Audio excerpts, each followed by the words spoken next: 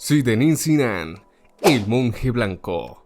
No pretendamos entrar en dilaciones tratando de definir en la limitación del lenguaje a un portento auténtico. Definir a un hombre con capacidades místicas y milagrosas con palabras es una absurdez, así que vayamos directo al grano. Cuentan las malas lenguas que hace más de 2 décadas un monje se apoderó de los campos de fútbol en Europa. El tipo era temperamental, pero en su oficio, sus acciones estaban llenas de pureza, de claridad y de sutileza. Manejaba lo que hacía con elegancia ambidiestra. Cuando el balón pasaba por sus pies, el fútbol era depurado y emanaba un manantial cristalino. La gloria estaba siempre a sus pies y siempre la alcanzó. Este monje definitivo y elegante, este auténtico jugador de fútbol, es bien conocido por todos, Zinedine Zidane. Antes de continuar, te invito por favor a suscribirte al canal y activar la campana de notificaciones para no perderte nada. Quedarte hasta el final porque todos estos detalles están buenísimos. Sigámosle a todo. Zinedine Zidane nació en Marsella el 23 de junio de 1972, hijo de inmigrantes argelinos obligados a dejar su país por el conflicto de independencia que se desarrollaba por aquellos años en el país africano. Los padres de Zinedine se instalarían en un barrio de inmigrantes en Marsella, bastante peligroso y dominado por el crimen. La Castellane. Zizou creció en el hogar con sus carencias económicas y en un barrio de difíciles condiciones.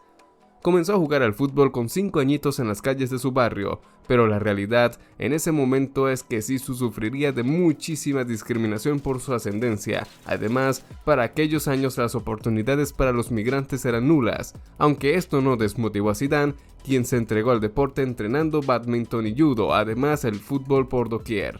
Su ídolo en las canchas era y es el elegantísimo delantero Enzo Francescoli. Zizou lo vio jugar en el Racing Club de París y posteriormente en el Marsella. El charrúa tenía un estilo de juego aterciopelado y definitorio.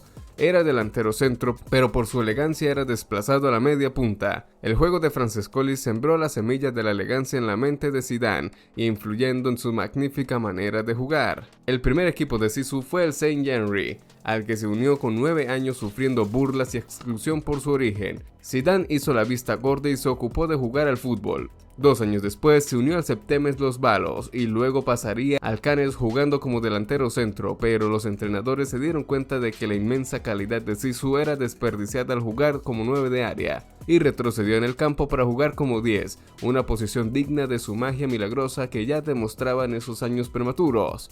Claramente allá en el Cannes recibió muchos insultos racistas. Zizou ya había crecido un poco y había forjado un fuerte carácter, lo que provocó peleas con sus compañeros. Su temperamento le sería útil en su profesionalidad, imponiendo respeto ante cualquier rival que se le presentara, pero también le pasaría una legendaria factura al final de su carrera. Zizou debuta con 17 años jugando 71 partidos con el Cannes, volviéndose una de las promesas del fútbol francés. El joven Zizou sería comprado por el Bordeaux, ganando un Intertoto, jugando 4 temporadas y consagrándose como uno de los mejores jugadores de Francia.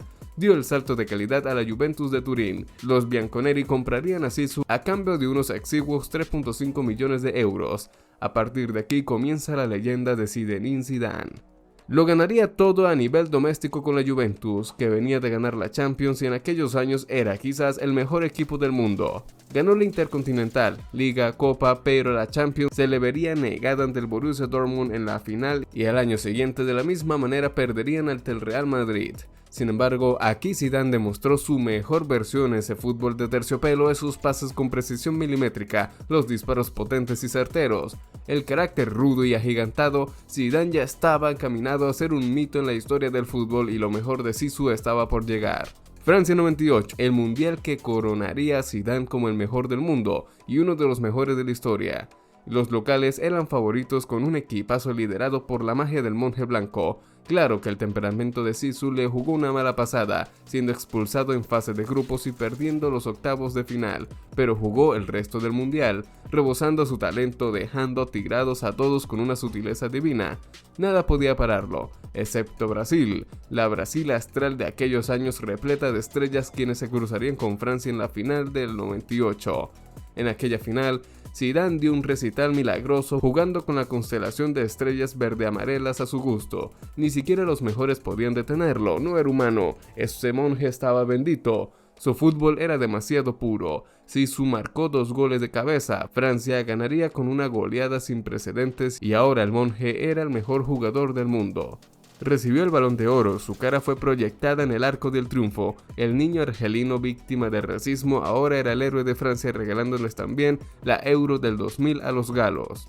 Con la Juventus siguió dominando Italia, pero habría un cambio histórico. El Real Madrid quería un astro más para sus galácticos. Zinedine pasaría al club merengue a cambio de 77 millones de euros, y lo demás no vale ni la pena relatarlo. El monje ahora era blanco, aunque siempre lo fue y ya explicaremos por qué. Marcaría una época en España y en Europa con su juego ambidiestro, sus regates cuidadosos, su pase magistral, sus goles magnus, las ruletas, filigrana, sello de Zizou. Enamoraban a la afición merengue y se enamorarían aún más en aquella final frente al Bayer Leverkusen, juego en el que Zizou anotaría en el que muchos de nosotros es el gol más hermoso de la historia, una volea envenenada, precisa que se clavó en el ángulo del arco dejando anonadados a los compañeros y rivales. El paroxismo de los milagros de Zidane llegó con aquel gol. El Madrid era campeón de Champions, título que le faltaba al monje para completar su vitrina. Finalmente anunciaría su retiro del fútbol y lo haría después del Mundial de Alemania 2006. Una Francia todopoderosa llegaría a la final. Se enfrentaban a Italia, férrea y letal. El encuentro fue arduo y Zizou nos regaló un último destello de su fútbol puro. Penal para Francia, Gigi Buffon, el mejor del mundo en la portería. Defendió el arco italiano y Zizou tenía la labor de batirlo. Lo hizo picando el balón fríamente y con una elegancia inigualable. No obstante, Materazzi empataría el partido y al mismo tiempo daría por terminada la etapa de Zidane en las canchas.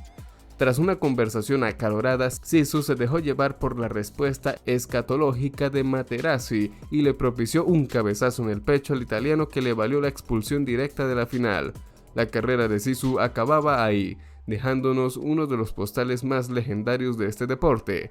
Francia perdería la final y Zizou se iría sin un último gran título a sus 34 años, pero demostró lo que era un distinto, un portento elegante y un milagroso que lo ganó todo. Vaya que lamentable, si tan solo se hubiese controlado. ¿Creen ustedes que hubiese sido otra la historia? Déjenmelo saber allí en los comentarios. Digo que Zizou siempre ha sido el monje blanco no solo por ser la leyenda del Real Madrid, sino por su fútbol puro, sacro y depurado. El blanco en muchas culturas es símbolo de pureza y la manera única e irrepetible de mover el balón que tenía este hombre era simplemente pura, diáfana, sin mancha. Era un juego perfecto donde la derecha y la izquierda perdían valor, todo era lo mismo, todo se reducía a los milagros de ese monje blanco.